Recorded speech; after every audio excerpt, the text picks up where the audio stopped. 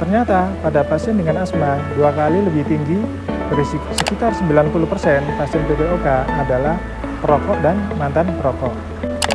Berikutnya adalah adanya bunyi mengi dan dada terasa berat.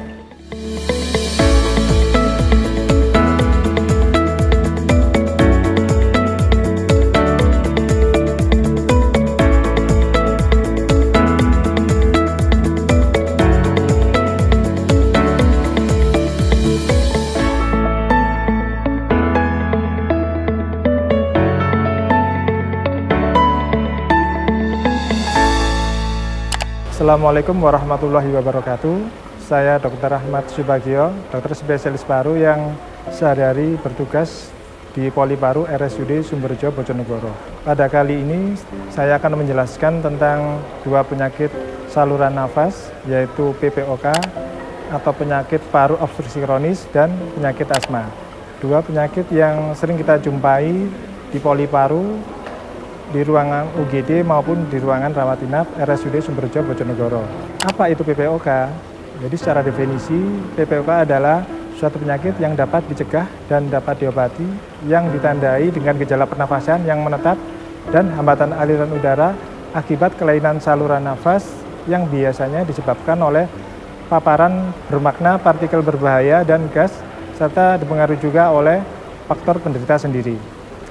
Jadi PPOK adalah suatu penyakit yang dapat dicegah dan dapat diobati, yang ditandai dengan gejala pernafasan yang menetap dan hambatan aliran udara akibat kelainan dari saluran nafas yang biasanya disebabkan oleh paparan bermakna dari partikel berbahaya dan gas serta dipengaruhi juga oleh faktor penderita sendiri. Kemudian penyakit PPOK ini prevalensinya sekitar 4,5% di Indonesia. Kemudian ada beberapa faktor risiko yang dapat menyebabkan PPOK. Yang pertama adalah merokok. Sekitar 90% pasien PPOK adalah perokok dan mantan perokok. Kemudian yang kedua adalah polusi udara dari dalam dan luar ruangan seperti dari asap dapur, kemudian penggunaan obat nyamuk bakar dan juga misalnya seperti pembakaran sampah. Kemudian faktor risiko yang ketiga adalah paparan dari tempat kerja, misalnya dari debu dan asap. Kemudian yang berikutnya adalah faktor genetik, misalnya defisiensi alfa-1 antitripsin. Meskipun ini secara literatur disebutkan hanya kurang dari 1%. Jadi ini adalah zat yang penting dalam untuk melindungi paru-paru dari gangguan. Kemudian faktor risiko berikutnya adalah usia dan jenis kelamin.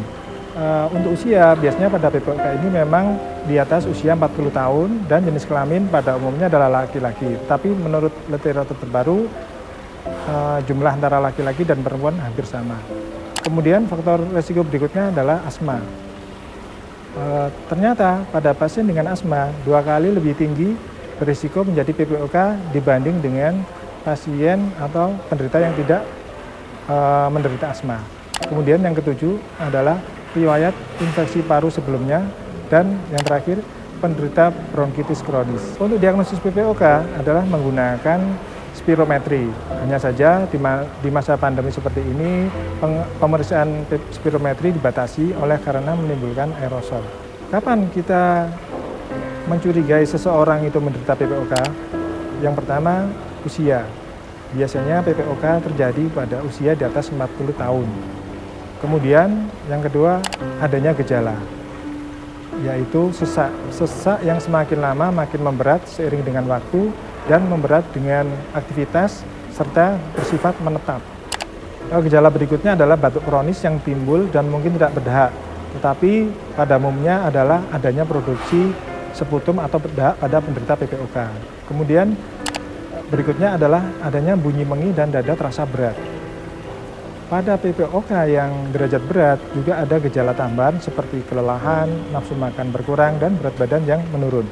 Kemudian untuk bagaimana tata laksana PPOK? Jadi untuk tata laksana PPOK yang pertama adalah berhenti merokok.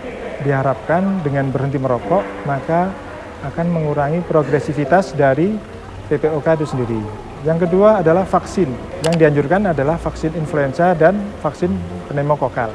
Kemudian berikutnya adalah pemberian obat-obatan, terutama pelega dan pengontrol secara inhalasi atau oral sesuai dengan kondisi penderita.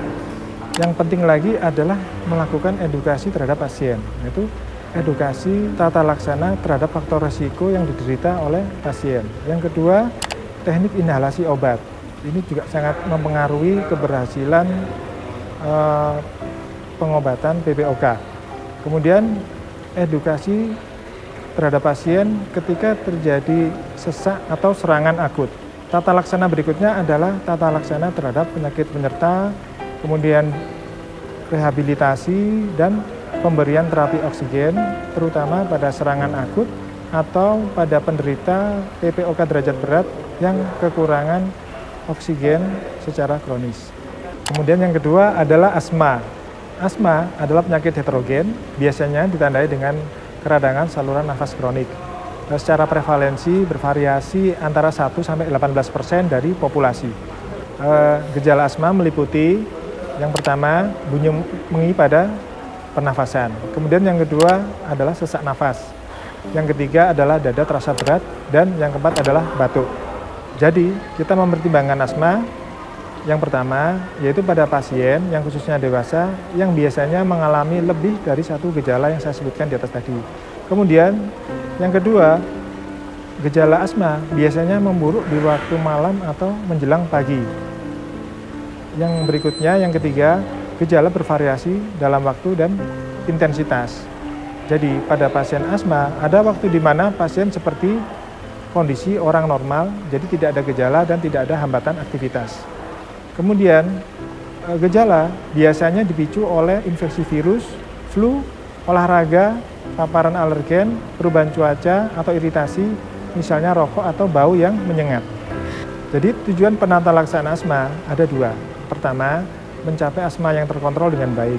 Yang kedua, meminimalisir kematian terkait dengan asma, meminimalisir serangan akut, dan meminimalisir hambatan aliran udara yang menetap, serta efek samping dari obat-obatan. Untuk asma, tata laksana meliputi yang pertama adalah farmakologi, yaitu obat-obatan, pelega, dan pengontrol, baik secara inhalasi maupun oral sesuai dengan kondisi pasien. Kemudian yang kedua adalah non-farmakologi. Non-farmakologi ini meliputi berhenti merokok, mengatur aktivitas fisik, menghindari paparan di tempat kerja, menghindari obat-obatan yang picu serangan asma, menghindari alergen, diet yang sehat, menjaga emosi, menurunkan berat badan, dan menghindari polusi udara. Dari dua penjelasan saya mungkin bisa saya simpulkan perbedaan antara asma dan PPOK. Jadi pada asma biasanya dimulai pada usia muda atau anak-anak. Kemudian pada asma gejalanya bervariasi dari hari ke hari dan gejala biasanya timbul pada malam dan pagi hari. Kemudian pada asma adanya riwayat alergi, flu dan eksem dan ada riwayat keluarga dengan asma. Sekian dari saya penjelasan tentang PPOK dan asma. Semoga bermanfaat. Apabila ada hal-hal yang kurang jelas mengenai penyakit asma dan PPOK, bisa berkonsultasi dengan saya di Poliparu RSUD Sumberjo, Bojonegoro. Semoga kita semua diberi kesehatan selalu dan dalam lindungan Allah Subhanahu wa Ta'ala. Demikian, terima kasih. Assalamualaikum warahmatullahi wabarakatuh.